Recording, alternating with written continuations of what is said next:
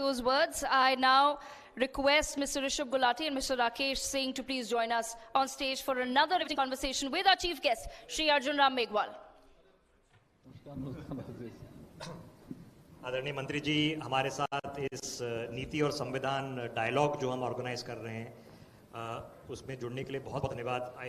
For people watching this broadcast, sir is also the parliamentary affairs minister, so he has a very hectic day. तो मेरा पहला सवाल sir ये होगा, जो संविधान में पार्लियामेंट में लोकसभा में 2 दिन चर्चा आज शुरू हुई है, फिर राज्यसभा में 2 दिन चर्चा होने वाली है, ये क्या संविधान की तपस्या के लिए है, क्या कोई गंभीर मुद्दे भी हैं जो इस चर्चा से निकले?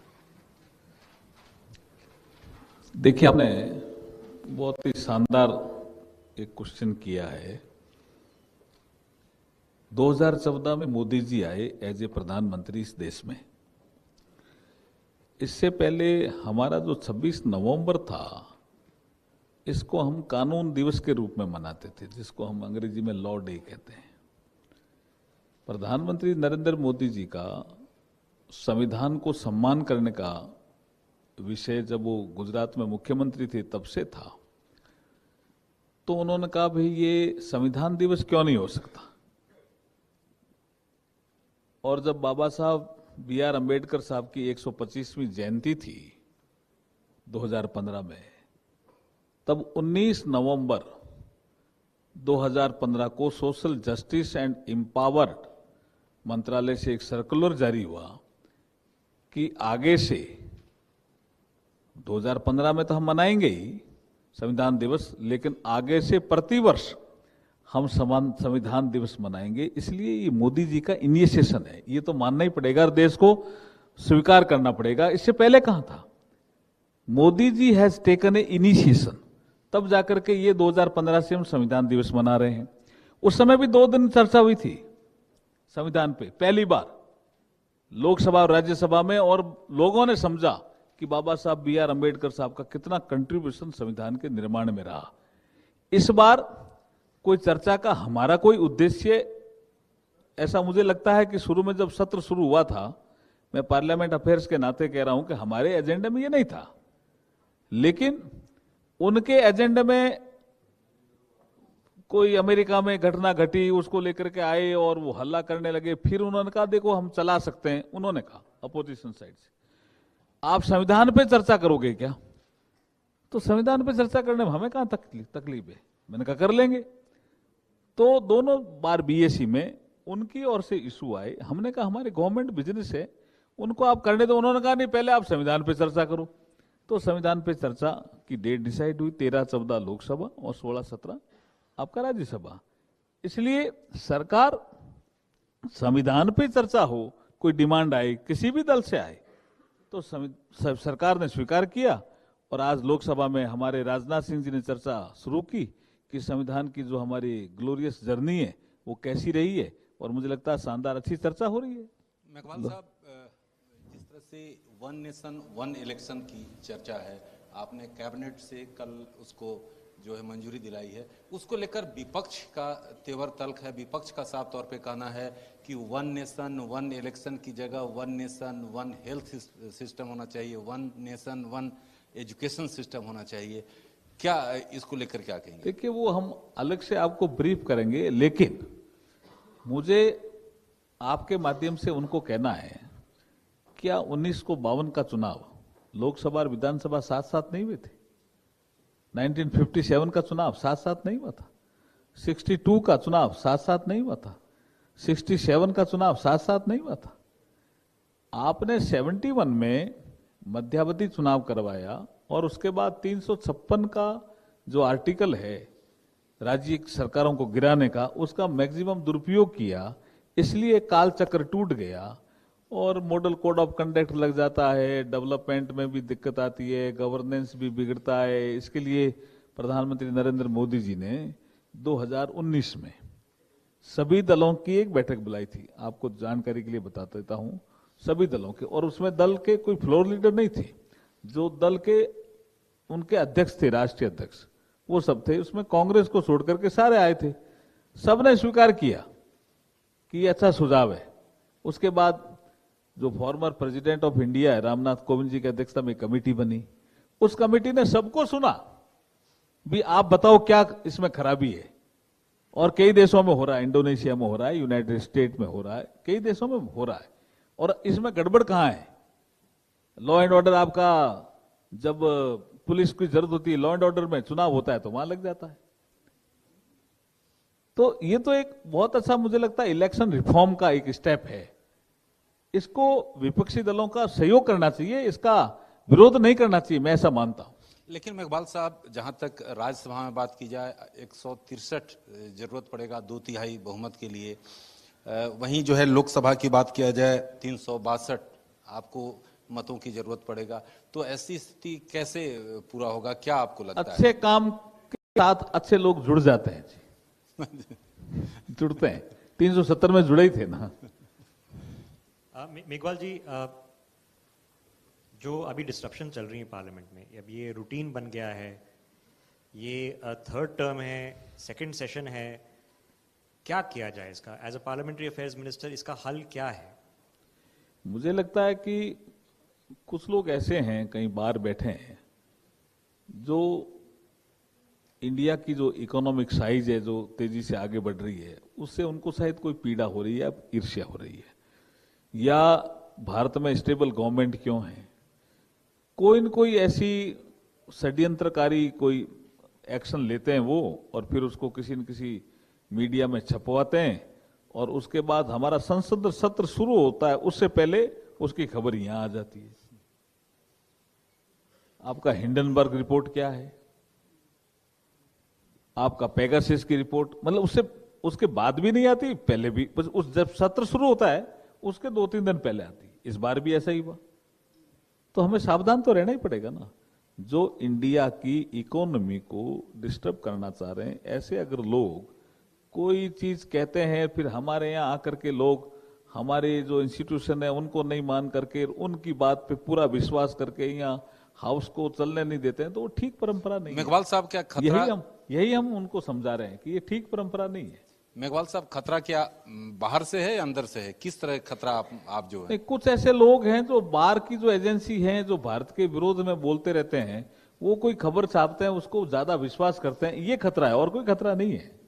बाकी देश एक है, मजबूत रहेगा देश, कोई चिंता की बात नहीं है। मेघवाल जी, लेकिन अगर ऐसी षड्यंत्र साजिश होती हैं और भारत के अंदरूनी मामलों में केस अगर यहाँ हो नहीं हो हमारी एजेंसी डिसाइड करेंगी, न्यूयॉर्क में केस फाइल होते हैं, हम ऐसा क्यों नहीं करते हैं? हम फ्रंट फुट पे क्यों नहीं खेलते हैं? क्योंकि अगर हमें पता है और अगर आप पूरा आरोप लगा रहे हो कि ऐसे लोग हैं, ये षड्यंत्र साजिश कर रहे हैं, हम वापस उनको नाम से बुलाकर बोलते क्यों नहीं है कि आप ये षड्यंत्र साजिश कर रहे हो? नहीं, जो हमारा प्रयास है वो हम करते हैं, लेकिन जो कानूनी उपाय है उस संबंध में भी हम गंभीरता से विचार कर रहे हैं। ऐसी बात नहीं है। जो उन देशों में क्या हमारी कंपनियों पर उन देशों के क्या नियम है, उनकी कंपनियां भी हमारे यहाँ काम करती है, रेसिप्रोसिटी रहनी चाहिए। ऐसे जैसे अभी हमने इंग्लैंड से एक संबंध किया कि भाई यहाँ का वकील वहां प्रैक्टिस कर सकता है, वहां का वकील यहाँ आके प्रैक्टिस करे, तो बराबर के अधिकार में, रेसिप्रोसिटी के अधिकार में हमें कोई दिक्कत नहीं है, हमें कोई दिक्कत नहीं।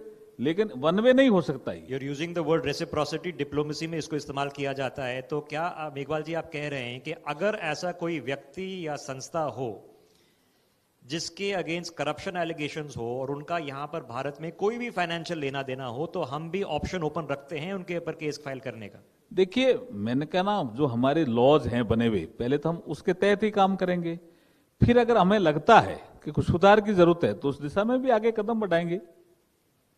मेघवाल साहब, राज्यसभा के सभापति के खिलाफ जिस तरह से विपक्ष ने नो कॉन्फिडेंस मोशन जो सिग्नेचर हस्ताक्षर दिया है, क्या आप मानते हैं कि विपक्ष का साफ तौर पे कहना है कि जो सभापति हैं वो विपक्ष की बात नहीं सुनते, सत्ता पक्ष के पक्ष में काम करते हैं? इस तरह की बात कहना क्या आप मानते हैं? देखिए, राज्यसभा के सभापति, चेयरमैन राज्यसभा, उनके खिलाफ भारतीय संसदीय इतिहास में पहली बार ऐसा एक no confidence motion article 67B के तहत विपक्ष लेके आया है। वो उनका अधिकार है, लेके आए, लेकिन लेके आने के बाद वो प्रेस कॉन्फ्रेंस करके उस प्रस्ताव की चर्चा क्यों कर रहे हैं? उपराष्ट्रपति जी पे क्यों आरोप लगा रहे हैं झूठे? अगर जब वो चर्चा में आएगा तब चर्चा करनी चाहिए ना, हाउस के अंदर है वो तो, that is house, that is a property of the house. उसको वो बाहर ले जाते हैं, प्रेस करते हैं, प्रेस करके, और इसका मतलब आप उपराष्ट्रपति जी के खिलाफ प्रस्ताव लेकर आए, उस पर आपने बाहर चर्चा शुरू कर दी, जो संविधान इजाजत नहीं देता। आज हमारे राज्यसभा में हमारी तरफ से बहुत लोग बोल रहे हैं कि भाई ये इजाजत नहीं देता कि आप उपराष्ट्रपति जी का सारे दोष ढूंढने लग जाओ, अपने ट्विटर हैंडल पे उसको डालो, ये आपको शोभा भी नहीं देता और संविधान इजाजत भी नहीं देता। जब वो 14 दिन के बाद चर्चा में आएगा प्रस्ताव राज्यसभा में, उस समय जो बोलना बोलिए। इसका मतलब विपक्ष जो उपराष्ट्रपति जी का as a chairman Rajya Sabha by virtue of the post उनका सम्मान नहीं करना चाहता, उनका अपमान करने की सोच रखी उसने, जो ठीक दिशा में नहीं है। मेघवाल जी, समय हमारे पास कम है तो, लेकिन दो छोटे सवाल और हैं। सबसे पहले सेंसस अब अनाउंस किया गया अगले साल के लिए, क्या इसके बाद डीलिमिटेशन एक्सरसाइज भी होगी, क्योंकि 33% reservation of women in parliament भी आने वाला है 2 साल में? जो नारी शक्ति वंदन अधिनियम तो पास हो गया पार्लियामेंट से, जिसमें 33% रिजर्वेशन लोकसभा और राज्यों की विधानसभाओं में रहेगा।